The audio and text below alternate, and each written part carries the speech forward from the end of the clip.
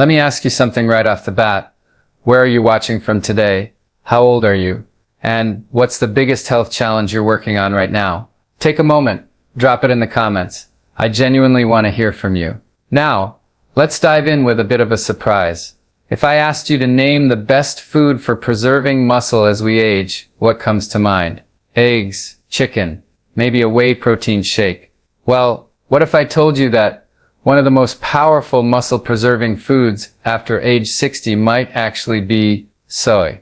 I know that probably wasn't your first guess, and for some it might even sound controversial. But hang with me. In today's video, we're going to break down 6 key insights from some fascinating studies, including large human trials and decades of research, that show how certain soy-based foods may be surprisingly effective for maintaining muscle mass, strength, and metabolic health as we age. In some cases, even more than animal protein.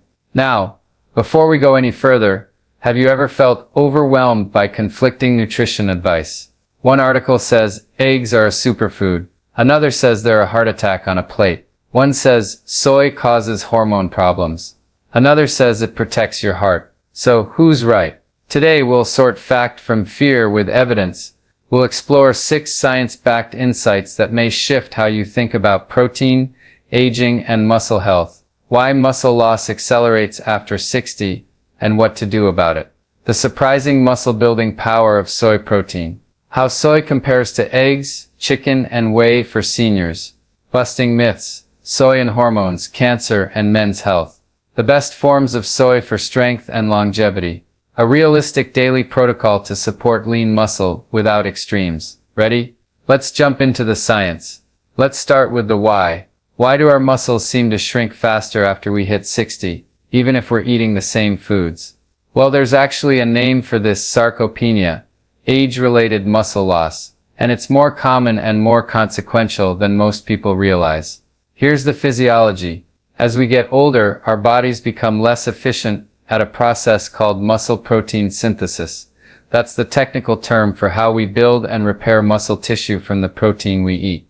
Think of it like trying to build a house with the same bricks, but slower construction crews and more wear and tear on the structure. You're working with the same materials, but they don't do the job as well as they used to.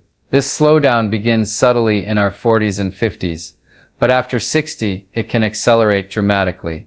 According to a 2013 study in Age and Aging, adults over 60 lose 8% of their muscle mass per decade. And in some cases, it's even faster. This isn't just about strength. It affects your metabolism, your balance, your blood sugar, even your ability to recover from surgery or illness. So what causes this decline? It's a combination of things. First, anabolic resistance. A fancy way of saying our muscles don't respond to protein as well. Second, less physical activity, especially resistance or weight-bearing movement. Third, changes in digestion and absorption. We don't break down and utilize nutrients as efficiently. And finally, inflammation and oxidative stress, both of which increase with age and can interfere with muscle repair. Now, let's pause here and reflect. Have you noticed your body feeling weaker, even if your diet hasn't changed? Do you ever feel like you're eating enough, but still losing strength, especially in your legs? That's often the first place sarcopenia shows up, in the quadriceps and glutes, the big movers that keep you mobile and independent.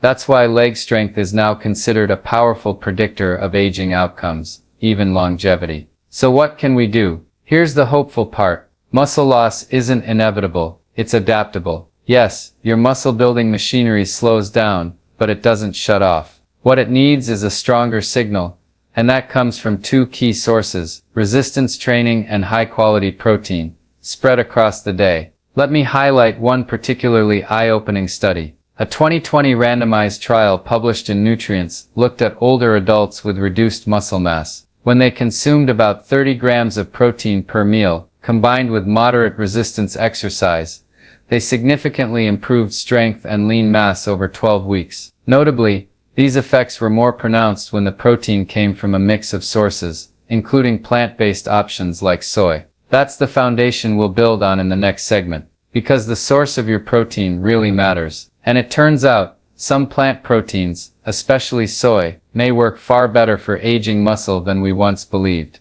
Takeaway for now, if you're over 60, your protein needs are likely higher than they were at 30 or 40. But more importantly, you need muscle-activating meals, the kind that send a clear signal to your body, maintain this tissue. That means a combination of exercise, digestion-friendly protein, and anti-inflammatory support. And yes, as we'll see next, that support might just come from tofu or tempeh. Stay with me. Next up, we'll look at how soy stacks up against the gold standards of muscle protein, like eggs, chicken, and whey. Okay, so now we know the challenge. As we age, our bodies need a stronger signal to hold on to muscle, and that means higher quality protein at every meal. But here's the twist. That signal doesn't always have to come from animal protein. Now, I can already hear the questions. Wait, are you saying tofu is just as good as eggs or whey for muscle? Well, maybe for rabbits, but not for real strength, right? Let's take a scientific look. First, a quick refresher on how protein works. What really matters for muscle building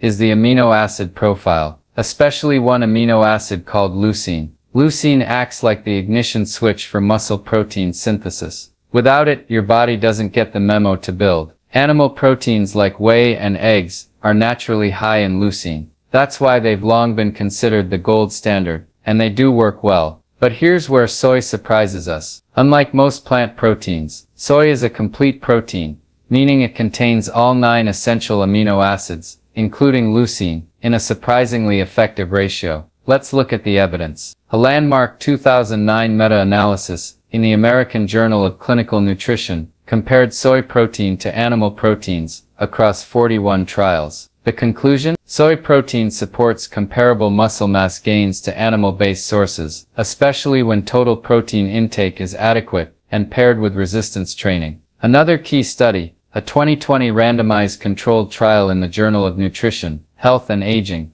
tested older adults doing strength training. Half consumed soy protein, the other half whey. At the end of 12 weeks, both groups showed similar improvements in muscle size and strength. No significant difference. Now, here's where it gets even more interesting. Soy may also offer bonus benefits beyond just protein. It contains isoflavones, natural plant compounds that may reduce inflammation, especially in postmenopausal women. It appears to improve arterial flexibility and blood flow, which could support nutrient delivery to muscle tissue. And in some cases, it supports bone density, another critical piece of healthy aging. In other words, soy doesn't just feed the muscle, it may also nurture the environment around the muscle. And before the myth meter starts flashing red, let's quickly address the common fear. Won't soy mess with my hormones? We'll unpack that in detail in the next section. But the short answer is, no, not in realistic amounts. Multiple long-term human studies show that moderate soy intake does not feminize men,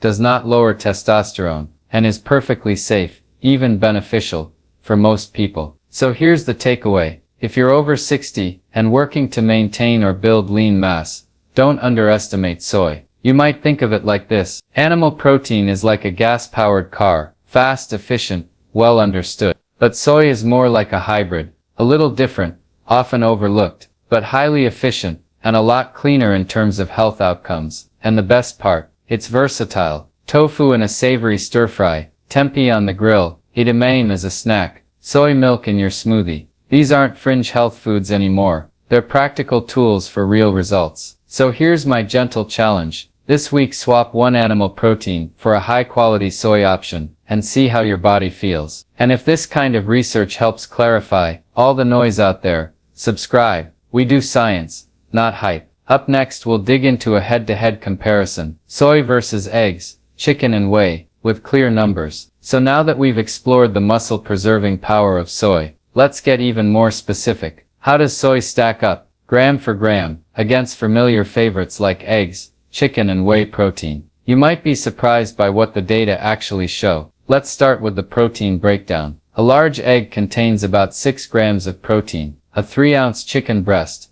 offers roughly 26 grams. A scoop of whey isolate, around 20-25 grams. Now, let's bring soy to the table. Half a cup of firm tofu, about 20 grams of complete protein. A cup of soy milk, 7-9 grams, depending on the brand. 3 ounces of tempeh, over 16 grams. So we're not talking about second-class protein here. The quantity is comparable, but what about quality? Let's introduce a simple but powerful concept. The PDCAS, that's the Protein Digestibility Corrected Amino Acid Score. It's a standard for measuring both the amino acid profile and how well the body can use it. On a scale of 0 to 1.0, here's how the contenders rank. Whey protein 1.00, egg white 1.00, chicken (0.92), soy protein isolate 1.00. Yes, soy isolate ranks equal to whey and egg white in terms of usable protein quality. But there's more to the story. Quality is only one part. Let's talk about what happens in the body, especially for those of us over 60. A 2018 study published in Clinical Nutrition looked at older adults consuming soy versus whey protein shakes after resistance exercise. Muscle protein synthesis, the actual building of new muscle, was nearly identical between the groups when total protein and leucine content were matched. In other words, soy isn't inferior, it's just less concentrated, meaning you may need slightly more volume to hit the same leucine threshold. How much more? Here's a helpful analogy. Think of leucine like the key that starts your car. Whey is like a high-tech key fob, quick, small, efficient. Soy is more like an old-fashioned metal key, a little bigger, maybe requires a firmer turn, but still gets you going. Studies suggest that 2.5 to 3 grams of leucine per meal is the minimum to fully activate muscle protein synthesis in older adults. A scoop of whey gets you there easily. With soy you may need a bit more, say a block of tofu, or a generous serving of tempeh, but the effect is the same. And here's something else to consider. Unlike many animal-based proteins, soy also delivers fiber, phytochemicals, and zero cholesterol. That's not just a side note, that's part of the longevity equation. Think about it. You're not just trying to build muscle in a vacuum. You're trying to protect your heart, your metabolism, your bones and your brain, all at once. The most effective foods for aging well support multiple systems, not just one. Now, that's not to say you must give up eggs or chicken entirely. That's not the point. The real point is this. You have more options than you may realize, and soy, especially when thoughtfully prepared, is a valid science-backed tool for maintaining strength and resilience well into your 70s, 80s and beyond. Here's a practical takeaway. If you usually rely on eggs for breakfast, try swapping in a tofu scramble once or twice a week. You'll still hit your protein goals, and you'll get a broader nutrient profile along the way. Next up, let's tackle the elephant in the room. Does soy really mess with hormones, cancer, men's health? We'll look at what the actual studies say, and clear up the confusion once and for all. Ah yes, soy and hormones. This is where things often go off the rails. You may have heard the rumor, soy will mess with your hormones. Soy causes breast cancer. If men eat soy, they'll grow man boobs. Or my personal favorite, soy turns boys into girls. Let's take a breath and a look at the actual science. The concern around soy started decades ago, based on the fact that soy contains isoflavones, plant compounds that have a similar structure to estrogen. Now here's the nuance. Isoflavones are phytoestrogens, that is, plant-based molecules that can interact with estrogen receptors in the body. But, and this is key, their effect is much weaker than the estrogen your body produces. Think of them like a whisper in a crowded room. Yes, they're saying something, but they're not shouting. Let's look at what the evidence says. First, the question everyone wants answered.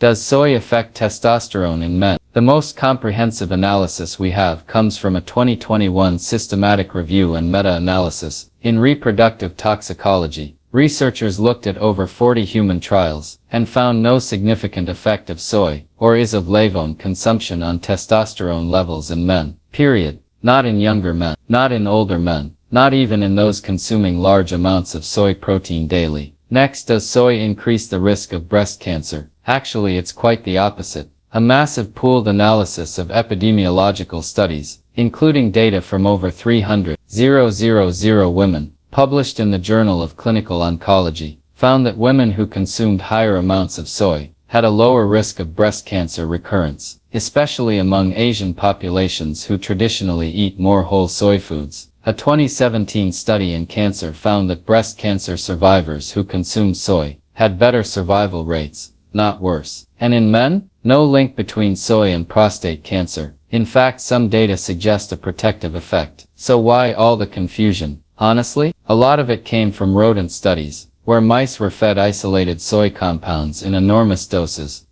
far beyond what any human would ever consume from food. It's a classic case of dose and context. Just because a mouse reacts poorly to 1000 milligrams of isoflavones, doesn't mean a human will see the same effect from eating tofu. Let's bring this back to real food. If you're eating moderate amounts of whole soy foods, like tofu, tempeh, edamame, miso, or unsweetened soy milk, you are not disrupting your hormones. You're likely supporting multiple systems: muscle, metabolism, cardiovascular function, even bone density. Let me ask you, have you ever avoided a food because of something you heard, but never really double-checked the evidence? If so, you're not alone. Nutrition myths travel faster than facts, especially when fear is involved. So here's the clear, science-based takeaway. For most people, including men, women, and breast cancer survivors, moderate soy intake is not only safe, but beneficial. Aim for 1-2 servings per day of minimally processed soy, ideally as part of a diverse plant-forward diet.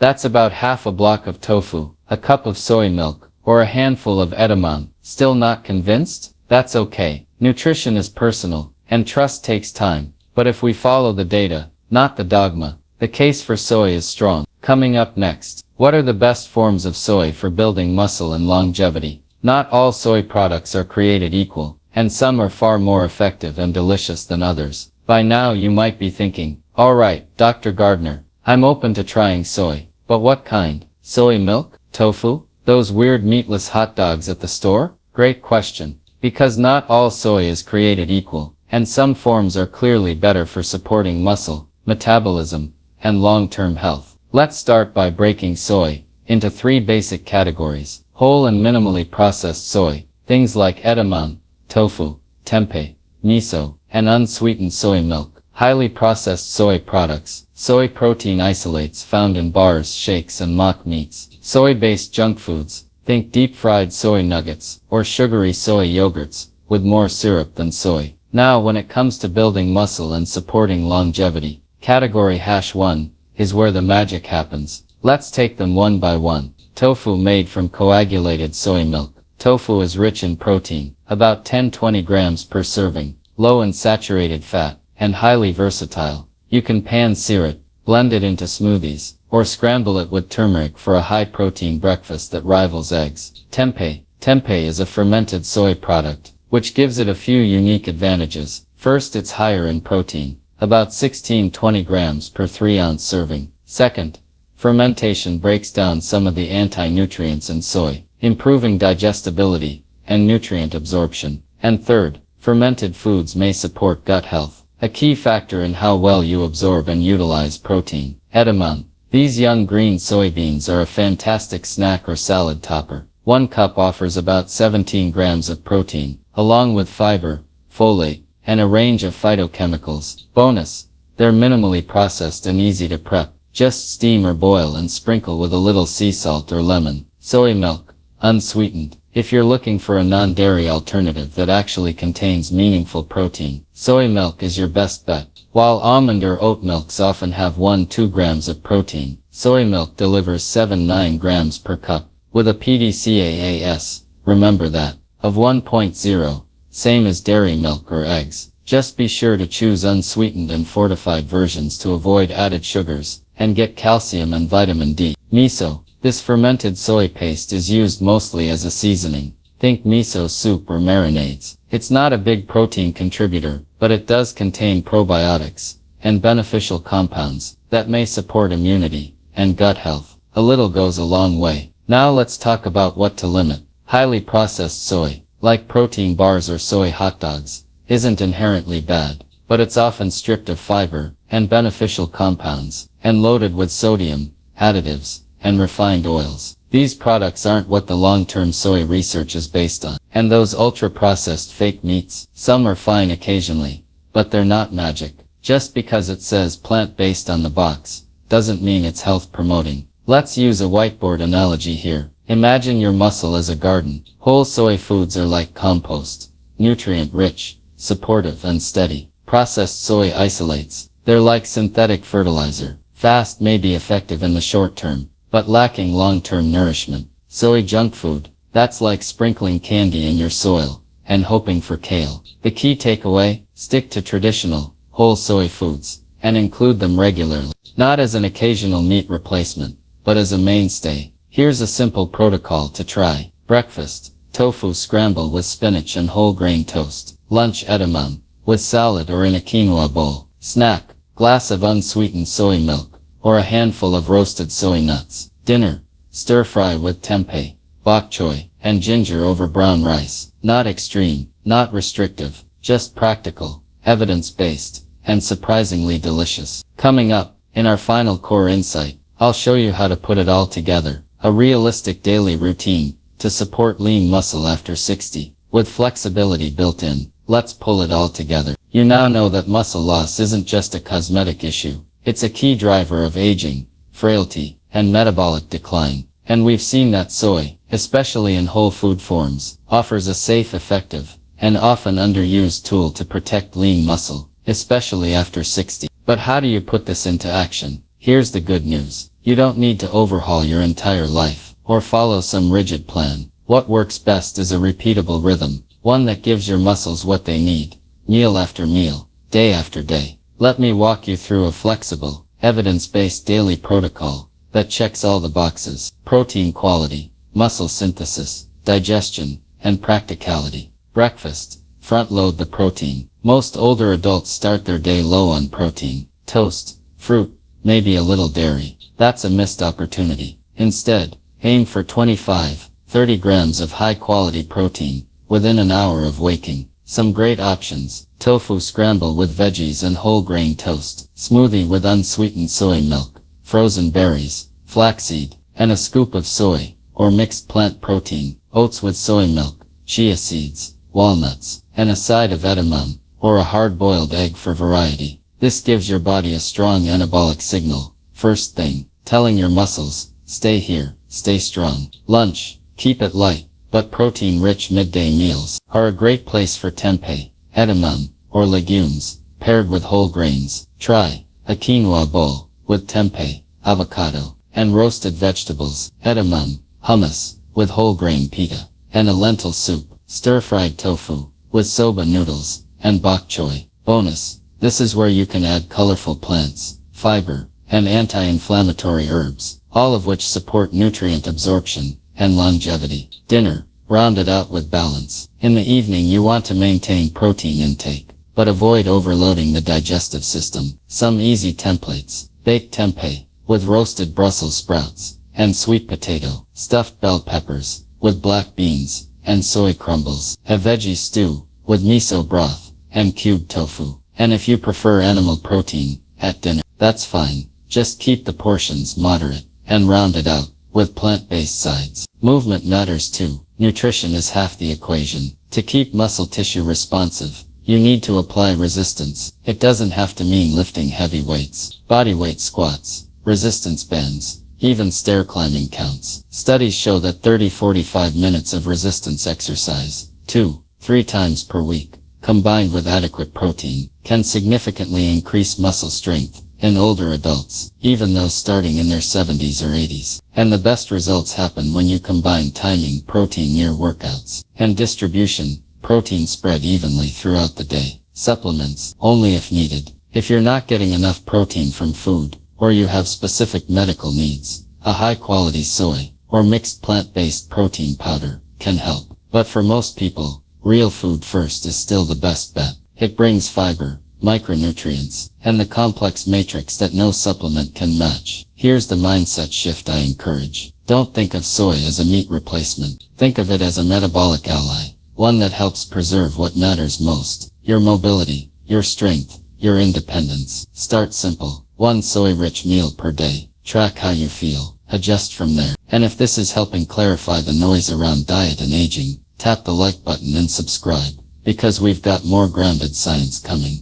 Now in our closing segment, we'll zoom out and reflect on why this all matters for the long haul. Let's take a step back. We've just covered a lot, from the science of age-related muscle loss, to the surprising role of soy in preserving strength, all the way to a daily rhythm that actually works in the real world. But here's the bigger question. Why does this matter? Because for many of us, especially after 60, we're not chasing six-packs or performance metrics. We're chasing something deeper. The ability to stay mobile, independent, and engaged with life. To lift a grandchild. To carry groceries. To get up from a chair without effort. To walk into our 80s and 90s with strength, not fear. That's what this is about. Now here's what I find so encouraging from the research. It doesn't take perfection. It doesn't take restriction. It doesn't take a complete reinvention of your diet. What it takes is consistency, quality, and curiosity. If you consistently give your body what it needs, high quality, protein, resistance, micronutrients, recovery, it will respond, even in your 70s, even in your 80s. And soy, as we've seen, is not the villain it was once made out to be. In fact, it may be one of the most useful allies in the aging process, combining complete protein with anti-inflammatory compounds, heart protective benefits, and hormone harmony. This doesn't mean soy is magical. It just means it's practical, proven, and underutilized. So here's my challenge to you. What's one small evidence-backed change you could try this week? Could you swap your morning eggs for a tofu scramble one day? Could you add a glass of unsweetened soy milk to your smoothie? Could you aim for 25 grams of protein at breakfast? And notice how it affects your energy and strength. Not as a rigid rule, just as an experiment, one grounded in evidence, and guided by your own experience. Because that's the sweet spot, where science meets your life, where data becomes direction. And if today's discussion helped cut through some of the noise, I'd love to hear from you. Where are you watching from?